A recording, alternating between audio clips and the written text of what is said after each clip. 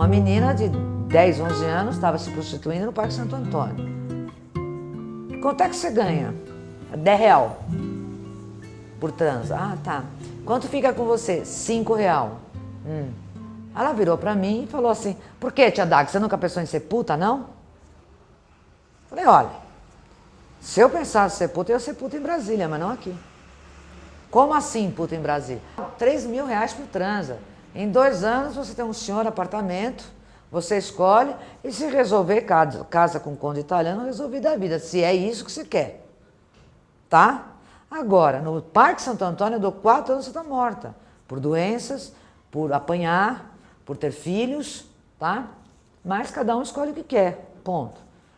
E eu olhei para cima, falei, ó, patrão, você me perdoa, tem que ser muito rápido, muito esperto. Eu não posso ter um discurso moral. Dali 3 dias ela me procurou. Tia Dag, eu quero ser puta em Brasília. Falei, opa, para de dar. Primeira coisa, vamos estudar. E hoje ela é dentista.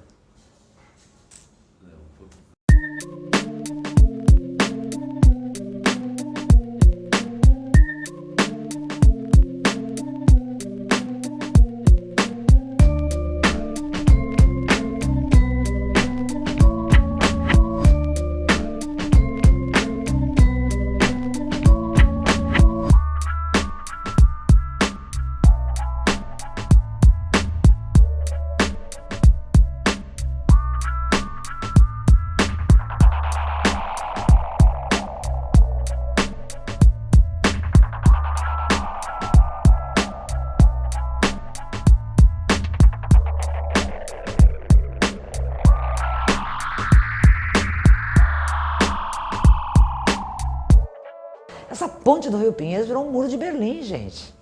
Para mim é isso. Agora, o meu jovem não pode atravessar, porque está agora cada vez mais rotulado, como bandido.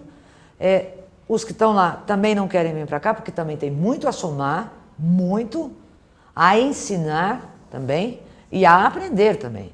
É mais louco que o muro, né?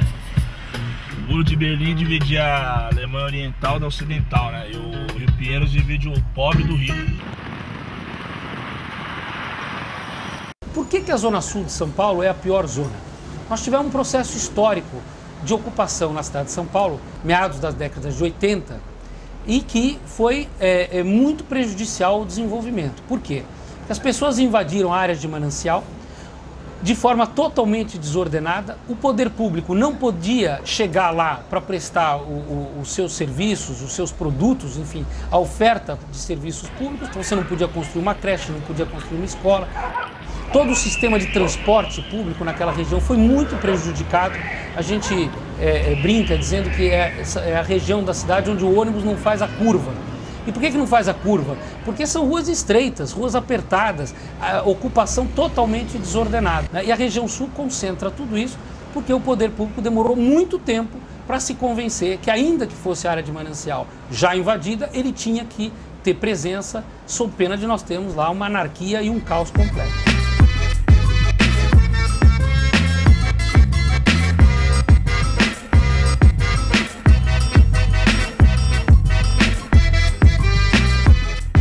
O pai, a mãe, a célula familiar existia na favela. Quando é que você tem autoridade? Quando você tem ou um saber ou poder, tá? E esse saber do pai era importante. Formiga vai mudar de lugar, vai chover, posso plantar aqui, posso fazer uma caçamba aqui, posso fazer uma casa aqui. Esse pai era respeitado pelo saber. Quando entra a televisão, Médici ou Mudici, Milagre Econômico do Brasil, todo mundo começa a ver Danoninho, Canetinha, e eles querem, óbvio. E eles começam a roubar dentro da própria comunidade deles. O que acontece com esse menino? A gente começa a ver o nome no poste dos que iam morrer em 7 dias. Isso quer dizer 11, 12, 13 anos. E eu comecei a levar a criança para casa.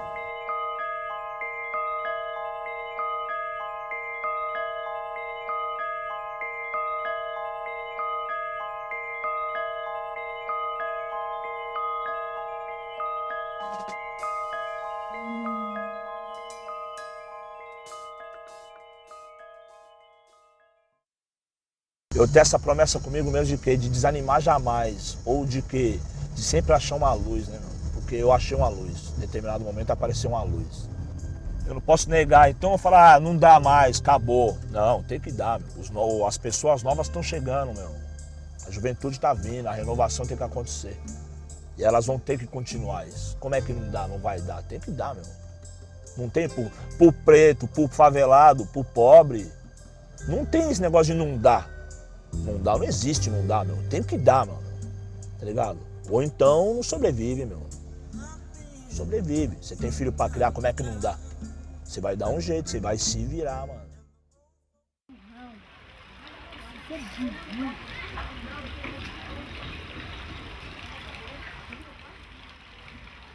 Um amigo tem 5 filhos, desempregado, não tem onde morar, tem que morar dentro do córrego. Tá vindo essa água aí, passava até aqui. Aí como que eu vou fazer? Cavar essa broca, você não pode cavar com a água correndo daquele jeito. Eu tenho que desviar a água, pegando a direção que tá lá daquela casa, certo? Tirar, desviar a água, depois deixa secar um pouquinho e cava a broca. Você cava a broca, dá maior trabalho, porque aí embaixo você vai achar até defunto aí pra baixo aí. É cachorro morto, rato. O pessoal vê a gente construindo, dá descarga em cima da gente e mete broca. É pobre dentro do coco, olha, de chinela, pé rachado. Tem que ser assim, não, Júlio? É verdade? As pessoas saem do Grajaú, que é um dos territórios mais pobres, mais miseráveis da cidade de São Paulo, e em 20 minutos estão na Berrini, estão na Faria Lima. O contraste social de consumo, de equipamentos, né, de roupa, de tudo que você pode imaginar, é algo que não tem outra forma de dizer senão provocante de uma violência insuportável. Quem quebrou a regra primeiro? É a favela ou foi o governo? Eu tenho orgulho do Brasil, eu acho o Brasil maravilhoso, mas o que acontece? Roubam tanto, tiram tanto, agora vem falar que é aqui que tá ladrão? Lasca tapo. Quem que é mais criminoso? Quem tem doutorado, PhD, tem todos os confortos da vida e rouba. É motivo de filosofar, você parar para analisar o Brasil, como é que o Brasil foi inventado, nasceu como, inventou como. Inventou como, mano? O que o Brasil é? O que eu sou? Os caras invadiu a África, sequestrou, matou um monte no meio do caminho, jogou no mar, invadiu, pegou as mulheres dos índios, levou embora, trocou por espelhinho, trocou por pequenos objetos. Agora, ninguém tá pedindo nada não, é direito nosso. Tá no estatuto, mano. Você tem que ter uma casa boa, você tem que poder criar seus filhos com dignidade, você tem que poder dar um direito, tá ligado? Um futuro pra sua mãe, pro seu pai, é o mínimo. Porque eles dão um futuro até pra 20ª geração deles. E nós não podemos dar um futuro pra nossa próxima geração. Você tá pequenininho, você já ganha um berço de presente do seu patrão, porque o filho dele já cresceu. Tá ligado? Aí sua mãe traz um brinquedo velho que deixou o filho do patrão quebrou. Você já pega amor pelo patrão, entendeu? Você pode andar de carro blindado, mas alguma hora você tem que descer desse carro. Por que uma roupa que pode custar 15 mil reais e a minha mãe tem que ganhar 350 reais? Nós mesmos que moramos na região, achamos muitas vezes o anormal normal e perdemos o espírito de indignação diante das coisas erradas. O morador tá fudido, mano. A gente que é morador, tá fudido. Estamos entre o crime que oprime e entre o sistema que oprime. Eu acho que o Estado é falho, óbvio que eu acho. Né? Qualquer pensante acha que o Estado é falho. Não acho que o Estado, por ter a obrigação, tire a minha. Quando eu vejo uma criança na rua, eu falo, por que essa criança não é meu filho e por que não é meu filho que está ali? É uma questão de decência também, porque não dá mais você permitir uma situação dessa. Se você vê essa situação, se dá conta realmente dela e não faz nada, você virou cúmplice.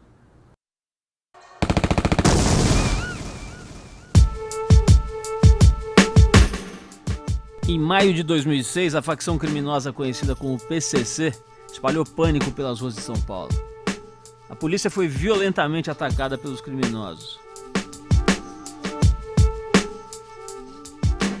Comerciantes fecharam as portas.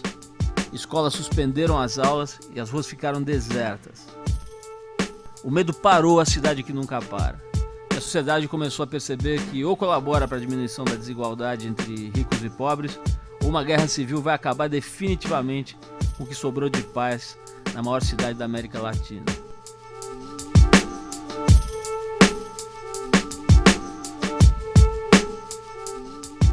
Quem vai mudar isso não é governo, não é nada, é a sociedade.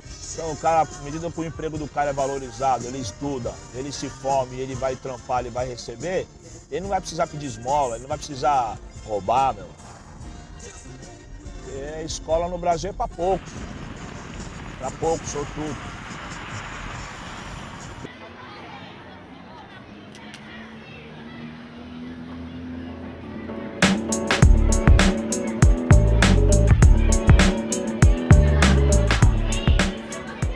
Meu marido e eu, tá, o Saulo, a gente foi procurar uma casa maior, porque a gente já estava com algumas crianças em casa. Minha casa ficou pequena. Então a gente veio para cá, para essa rua, que era de terra. Isso era 86 mais ou menos.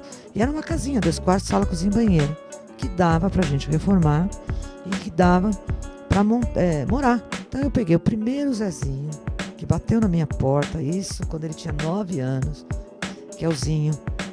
Trouxe o Zinho para cá. Vamos começar um trabalho de educação. Eu vou começar a casa do Zezinho. E aí começa. 5 mulheres, cada dia uma faltava no serviço. E começamos nessa casa com 100 metros quadrados, com 12 crianças. E aí a gente começa a casa do Zezinho. Do respeito e do olhar para essa periferia. Eu sou educadora e eu costumo dizer que eu sou formada no Morro da Lua, no Morro do Oeste, na favela do Fedor, no Buraco Quente, Paulo Freire. Ele foi meu grande mestre. É a pedagogia do oprimido, é a pedagogia da autonomia, é a pedagogia do fazer. Casa do Zezinho, Carlos Drummond de Andrade e agora José. A festa acabou, o povo sumiu, a noite esfriou. O Zé Mané que o brasileiro tem de chamar que quem não tem uma roupinha, quem não tem uma grana a mais, é o Zé Ninguém, né? E eu falei, não, nós vamos fazer um Zé e vai ser agora José, uma exclamação, entendeu? E não uma pergunta. E aí o nome Casa do Zezinho vem da poesia de Carlos Drummond de Andrade, né? E eu vou te contar uma história que deu um pulo enorme na casa do Zezinho. Uma criança quebrou um dedo aqui. Tá? Nessa época eu tinha 60 crianças. Eu levei para engessar. A gente passou no McDonald's e veio com lanche feliz. Pô, no dia seguinte eu tinha 3 crianças com o dedo quebrado. Juntei os 60, nunca esqueço disso. Falei, gente, vocês estão quebrando o dedo para ir no McDonald's? Pusemos as crianças nos carros e fomos no McDonald's. Quando eu chego no McDonald's, tá lá João Batista Cardoso, o diretor do Moinho Santo André. Ele estava com os filhos dele lá. E aí ele falou assim, posso ajudar a levar de volta? Eu falei, mas claro, tá, filho, vamos embora, é isso que eu quero, né? Ele veio, e aí tinha essa casinha, né, com 60 crianças, que já estava assim, a turma fala, né, puxadinho, né? E ele perguntou para mim, Tia Dag, qual é teu sonho? É ficar nas 80 crianças ou... Eu falei, é 1000 crianças. Ele saiu, juntou mais uma gama de empresários, tá? Comprou os terrenos e edificou. E até hoje ele é meu vice-presidente da Casa Zezinho. Encontramos a Tia Dag, apoiamos a Tia Dag e hoje ela tem 1.200 crianças que acordam de manhã e vão para a Casa do Zezinho e tem as suas atividades, seus cursos de profissionalização que não estão na rua. Então eu acho que a sociedade tem a obrigação de fazer, eu como empresário me sinto obrigado de devolver alguma coisa para a sociedade e eu acho que todos os empresários poderiam devolver dessa forma. Eu acho que a Dag é uma pessoa especial, porque para construir aquilo não é fácil. O que ela fez para as crianças carentes é importante. Tirou muitas crianças da rua. A primeira vez que entrei na Casa Zezinho, eu odiava ir para Casa Zezinho. Odiava. Não suportava ir. Só queria saber de ficar na rua. Aí depois foi indo, aí agora não consigo viver sem um dia sem na Casa Zezinho. Senão eu fico doida. Eu penso assim, ó. Já que eu não tenho mãe nem pai, pra ficar ali botando marra, dando conselho, aí eu falei assim, vou ter que ser alguém na vida. E dar o gosto pra minha tia. Eu queria dar muito gosto pra minha mãe, mas não deu tempo, né? Aí eu penso assim, que eu quero ser alguém na vida. A Marta, a Edna, a Tereza, que eu... Ela tem um pouco do cheiro da minha mãe, assim, que eu, sei lá, eu gosto de chamar ela de mãe. É cheio de cigarro, com suor, perfume, um tipo assim, misturado. Mas dava aquele cheirinho de mãe.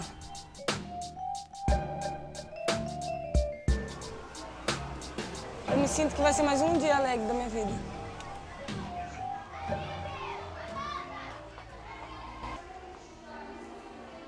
Beija, mãe! Eu espero o beijinho dela, né? Bom te ter. Tudo.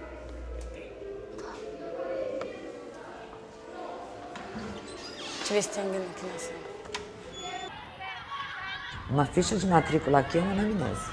Eu sei até se ele tem energia, quando falou, quando respirou, quando andou, para que a gente possa avaliar em que espaço vai ser melhor para essa criança.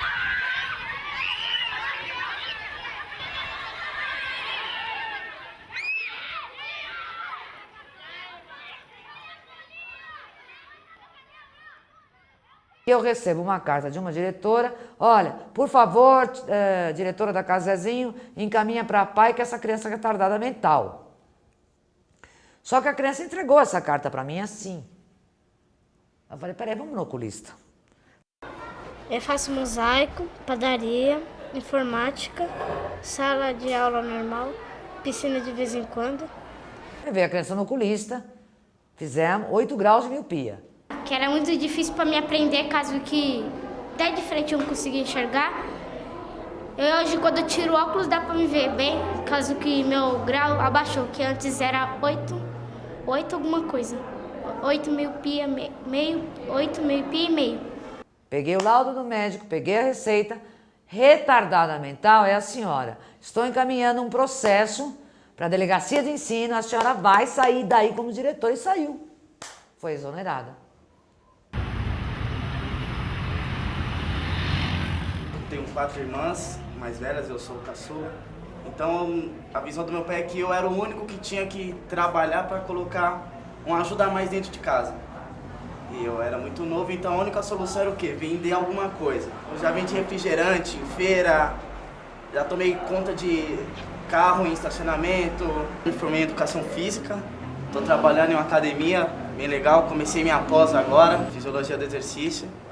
Estou meio que encaminhado, né? Uma pessoa que perde o sonho, quando um jovem chega para mim e fala, eu vou morrer, mas vou morrer de Nike, eu falo para ele, você ainda vão pegar lá no teu caixão, vão roubar teu Nike, você não vai morrer de Nike, tá? E eu, se eu quisesse morrer, eu ia ser a dona da Nike. Quando você abre esse leque e fala, dá, e ele sonha, ele esquece da Nike, ele vai ter a sua própria vestimenta, enfim. Não é porque é pobre que não consegue nada, não pode sonhar, não pode pensar lá na frente, mas ao contrário, porque a gente é pobre, a gente tem que ter uma outra visão e passar isso para o outro, ó, você vai conseguir, você tem condições. Um menino da classe média não está sendo preparado para ser forte, não, de jeito nenhum. Ele está planificado, ele está sendo preparado para ser ministro, ou sei lá, doutor ou qualquer coisa. Só que ele não está sendo preparado para a sobrevivência. O mínimo do açúcar lá, sei lá, alguma coisa que ele não tiver, ele desmaia. Aí precisa do psicólogo, do Lexotan. Quando hoje um Zezinho chega com 7 anos de idade, ele passou pela perversa seleção natural. Ele passou sim. Então, se ele passou por essa perversa seleção natural, o cara forte que está na minha frente. O fato de fazer você ter criatividade de sobreviver no dia a dia faz você mais forte. Faz você mais inteligente, mais ligeiro, mais rápido. Mas também te limita muito, te frustra também, certo? Quando você chega num grau de inteligência dentro da sua quebrada que você entende os problemas. Aí você se revolta de não poder ajudar. Ou de ver que o causador do problema está longe de ser atingido. A cidade de São Paulo é a cidade que concentra a maior pobreza das Américas. Esse é um dado importante. Tem 3 milhões de pessoas pobres 1.400.000 pessoas miseráveis, abaixo da linha da pobreza, recebendo até 1/4 do salário mínimo per capita por pessoa da família. Essa concentração de pobreza, ela é nefasta e ela atinge principalmente as famílias, o núcleo familiar. Ela destrói o núcleo familiar, destruindo as relações sociais, as relações locais. Dessas regiões, especialmente da região sul, mas não é só sul, podia ser a ponta da zona oeste ou noroeste, ali Perus, Anhanguera, podia ser ali Cidade Tiradentes, São Mateus, Ermelino Matarazzo, São Miguel, ali naquela região do Pantanal. São áreas que você não tem nenhum equipamento de convivência. Você não tem uma quadra de esporte, você não tem um teatro, você não tem um centro de convivência. Ou seja, as pessoas não têm o que fazer. Quando você fala em gravidez das meninas, eu entendo isso. Tudo bem, você viver amontoado numa favela em que o quarto não tem porta, o banheiro não tem porta, onde não há privacidade, óbvio. Então você vai viver a promiscuidade, óbvio. Isso para mim eu não critico. E tem mais, a menina, quando ela arranja um namorado, apesar dela saber que pode evitar a gravidez, vira projeto de vida. Oba, vou ter a família, vou ter meu marido, que vou ter meu filho. Minha mãe era um dos casos que eu não podia vir para casa do Zezinho. Daí ela, eu tenho que crescer, logo, dá uns 18 anos eu engravidar, ter minha família, sair de casa para não dar trabalho para ela. Agora, como eu tô em casa e não tô mais trabalhando, eu gosto mais de arrumar as roupinhas do neném. Agora eu comecei a estudar, terminei minha escola, estou no 2º ano de faculdade. Depois que eu já tiver passado o tempo de ficar em casa, eu vou atrás de serviço. Estou mostrando para minha mãe e para quem está perto de mim que eu não vou ficar nisso, que eu vou crescer, que eu vou ajudar quem está perto de mim. Eu vou dar uma força para todo mundo da minha casa. Porque sua mãe não gostava, eu lembro disso. Várias vezes ela me buscou aqui com um pedaço de pau batendo, vai voltar pra casa, isso aqui não é lugar pra você. O pessoal só tá te iludindo, porque favela não tem, ninguém vai te trazer uma oportunidade. Favela você vai ficar nela, vai ter seus filhos e ninguém vai te ajudar. Tem uma irmã lá que ela só faz filho e vai jogando. Isso é uma coisa complicada. Eu encontrei sua irmã quando eu fui lá embaixo, lá no Campo do Astro. Tá grávida? Santa? De novo? Mas graças a Deus estou com meu marido, né? Quantos anos tem, Rafael? Trabalhador agora, Então, né? A chefe. Ela disse pra mim que agora ela... agora eu tô grávida de novo? Reparei que você tá grávida. Não é só dessa vez, mas... Não, eu tenho marido, eu tenho isso. Quando essa menina acorda, ela já tá no mínimo com 4, 5 filhos jogados. E hoje... eu discordo que haja a figura da mãe na favela. Hoje, 50% é a avó materna, porque a mãe também está abandonando a cria. Tem um remédio, tem uma pílula também, né? Que também se tomar, também perde. Tem como você cair de propósito, né? Também, de barriga pro chão, também que perde, né? Tem como você dar um soco na barriga também, que eu já vi, né? Dar vários socos fortes, né? Como estivesse brigando, dando um soco na cara também, que perde. Só.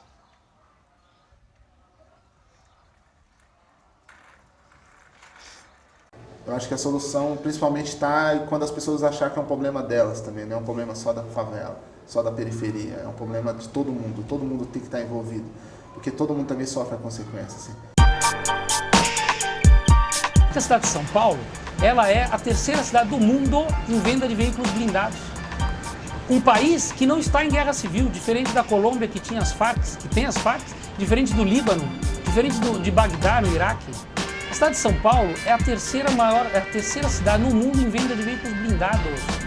Essa é a resposta para a crise, com a brutal crise que nós temos na cidade, no estado, no Brasil, que é essa diferença de renda, de condição de vida que é insuportável. Essa é a palavra, é insuportável. E aí, mano? Blusa de frio nem pensar, né? Vai ficar doente, hein, meu? Nós trampa sem blusa de frio, porque nós vai com blusa de frio, os outros pensam que nós tá armado, aí fica parado lá atrás, lá. É mesmo? Tem que trampar pelado pros caras botar a pé. Trampar assim, ainda levantar a blusa, ainda é mesmo? Que não tá armado ainda. Bom, que fita aí. Deus abençoe. Falou. Falou, hein? Falou, moleque.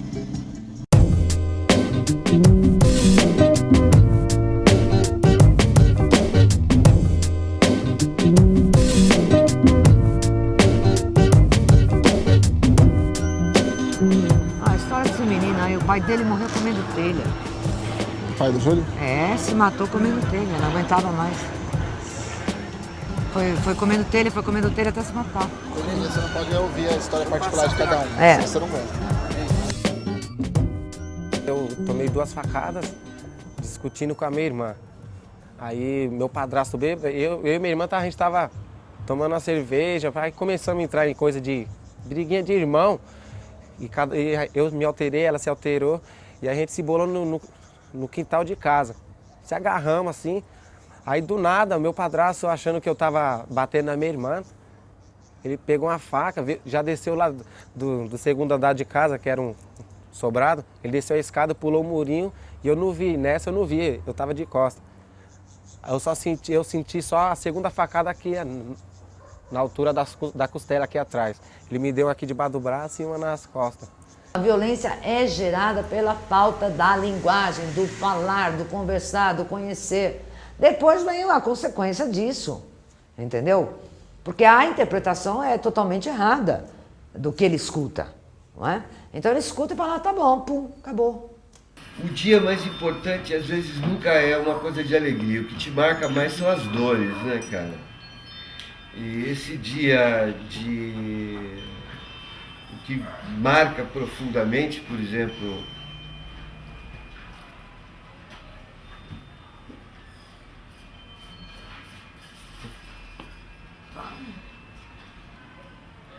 o falecimento do pai da Dag, quando ele foi assassinado. Em que é ali que eu percebi que era um projeto sem volta. E aí, em vez dele, podia ter sido eu que morri. E a pergunta que eu me fiz na época, e que me faço hoje, o que valeu a pena? Conhecimento valeu a pena, prazer valeu a pena, como vale a pena num país de merda desse? Então, o que valia a pena até aquele momento era pegar e perceber o que um puta de um educador como ele significou para esse paizinho de bosta aqui. Meu pai, eu tinha 60 crianças aqui, começando a casa Zezinho, e mataram meu pai. O menino entrou, morava em Itapecerica, para assaltar e meu pai reagiu. Levou 3 tiros no peito, eu estava aqui. A violência é sustentada por quem tem dinheiro. É o disque droga, é fumar maconha. Qual é o problema? Vou dar um tapa aqui, vou dar um beck aqui, só uma maconhinha e tal. Só que a tua maconhinha, meu, tem um peso. Até chegar na tua mão, já morreu muita criança, já morreu muita mãe, muito pai de família. Eu queria fazer uma pergunta a você, que eu tenho uma cabeça há tempo, cara. Demorou. O que você acha que o MPBio fazer aquele trabalho lá que tá fazendo, meu? Vai balançar o sistema, mano. Pô, valeu, cara. Vai machucar o sistema de algum jeito. Deus, muita sorte pra você. Eu também. Amém. Primeiro. Então, o pessoal é politizado, você vê como é que é louco? Você vê, o mano é motoboy, certo, mano? Corrido, o mano é nordestino, você se ligou? E ele tá ligeiro na transformação, ele tá acompanhando o trabalho do Bill, certo? Então você vê que o passo que cada passo dado é uma responsabilidade monstruosa. As ruas estão assistindo, né? Esse jovem da periferia, ele não é paulistano, ele não é paulista, ele não é brasileiro. Ele é periferia. Por quê? Porque a cidade não recebe ele. Não recebe. A cidade não aprimora ele. A cidade não quer saber dele. Então, ele é o quê? A identidade dele está aqui. O hip hop é de uma pedagogia incrível. Por quê? Porque escreve, porque tem um método, porque tem uma filosofia. Isso é fundamental. E dá consciência. Faz com que os jovens comecem a pensar. Caramba, nós vamos continuar sem sala, a gente vai continuar baixando a cabeça, a gente vai continuar sendo amiguinho do... o cara me deu uma cesta básica. Ninguém mais quer isso. Acabou. Esse aqui é o meu humilde quarto, onde dorme eu e minha mãe dorme nesse pedaço de colchão. Essa é minha televisãozinha. É aqui que eu que eu mentalizo um pouco. Aqui é onde eu escrevo meus textos também. Essa aqui é a minha mãe, a dona Hilda. Ele já escreveu uns livros, você sabe que ele escreveu, né? Sabe por que eu não li a história dele? Porque realmente eu não sei ler. Agora que eu estou na escola aprendendo. Eu acho que é mais história de amor. Meu livro chama-se Zona de Guerra e é um livro baseado em fatos reais, né? É um livro que narra a história do povo da periferia, o povo da favela. Principalmente a do Parque Santo Antônio, que foi onde eu nasci, me criei e tal.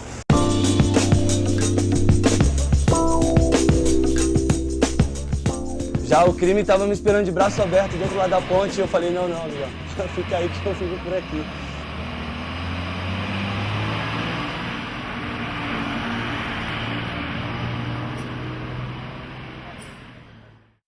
A criança nasce, o primeiro grupo que ela vai ter contato é o familiar, caos, né? Que família. Depois o segundo grupo é a rua e os vizinhos, que vizinho, que grupo. Terceiro é a escola. Hoje em dia, qualquer criança que estuda numa escola pública não tem nem a formação mínima de um currículo. Se as crianças terminam esse primeiro ciclo, que vai até a 4ª série, chegam na 5ª série e não sabem ler. Aí como é que elas podem aprender os conteúdos que são a segunda etapa e o segundo ciclo, que é de 5ª a 8ª série? Elas não aprendem. As escolas vocacionais foram um projeto que revolucionou o ensino público em São Paulo, criando um método de ensino barato e eficiente, e levando a democracia para dentro das salas de aula. Quando existiam essas escolas na década de 60, até o final da década de 60, eram escolas públicas que consumiam a mesma verba que uma escola pública comum. E que eram escolas que ofereciam toda uma educação complementar, né? Ofereciam, além do conteúdo básico, do currículo básico, tudo que hoje em dia só as pessoas que moram do lado de lá da ponte, só as classes A e B podem oferecer para os filhos. Não por acaso, as escolas vocacionais foram extintas em 69, durante o auge do período da ditadura militar.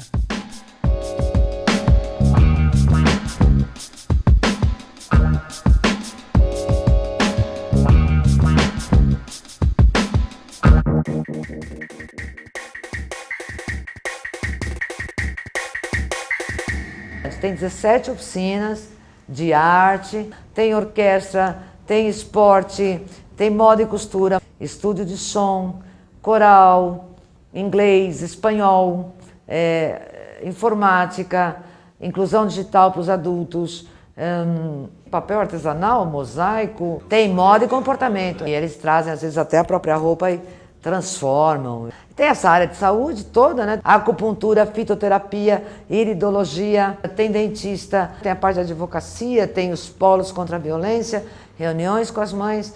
Então essa mãe já chega a ter um ambiente acolhedor. E nós propomos, vamos educar junto? Tem o microcrédito, se um Zezinho ou uma mãe quiser montar seu próprio negócio, a gente faz o crédito para essa mãe com carência, mas aí já ensina a gestão, como é que ela tem que aprender a lidar com o negócio. Isso é um crédito da casa do Zezinho com uma empresa. Quando uma criança leva um quadro, leva uma bandeja de mosaico, quando leva uma foto, essa criança começa a mudar a casa. E o que é interessante, né? Essa família começa a crescer junto. Nós trabalhamos com transversalidade. Como? Por exemplo, na padaria, ele vai aprender aritmética, português, química, ciência. Ele vai aprender a se comunicar melhor, como se colocar com as pessoas, que alimentos que fazem bem. Além de um olhar de dizer, vamos juntar os nossos cacos e montar um mosaico. Não, nós vamos fazer arte. Ele vai levar para a casa dele, a casa dele vai ficar bonita. A arte, a beleza, a ética, esse prédio, tudo é bonito por isso. Então a pedagogia do arco-íris é colorir cada idade dessa criança. Nós temos uma conta muito básica aqui. A cada criança na casa do Zezinho, para ficar o dia lá entretido, brincando, jogando, aprendendo inglês, aprendendo computador, enfim, fazendo qualquer atividade na casa do Zezinho, custa exatamente R$100 por mês. Esse é o custo de uma criança na casa do Zezinho. A criança ela tem que viver todas as etapas que ela tem direito. Primeiro, brincar, sonhar, né? Aprender, potencializar habilidades, os saberes, ouvir, chorar, dormir. Isso já é um método da Casa do Zezinho, que a gente chama de pedagogia do arco-íris, né? Que é o símbolo, é o arco-íris. Por quê? Porque as cores são todas as possibilidades de sonhos na nossa cabeça. Por isso, sala violeta, sala coração, sala oriente. E a sala coração, que é o vermelho, que ele saia daqui no formato do coração, com amor mesmo.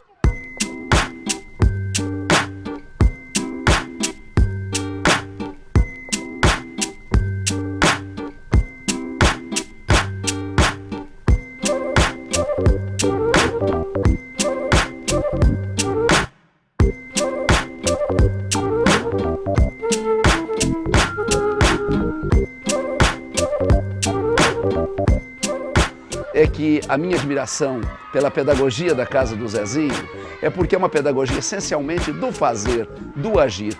Não é o aprender para guardar, mas é o aprender para usar, o aprender para crescer, enfim, o aprender para viver. É a síntese admirável daquilo que eu entendo como sendo a verdadeira e a significativa aprendizagem.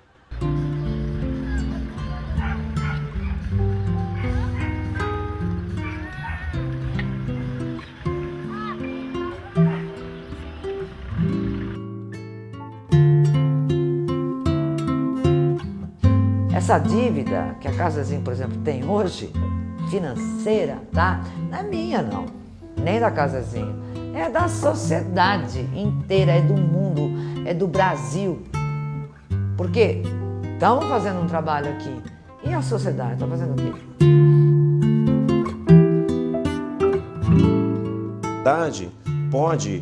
Tem a obrigação de fazer, eu como empresário me sinto obrigado de devolver alguma coisa para a sociedade, eu acho que todos os empresários poderiam devolver dessa forma. Eu sei que tem muita gente fazendo, mas muito mais pode ser feito. Encontrem as suas tias DAGs, como eu tive a felicidade de encontrar, e ajudem elas, né?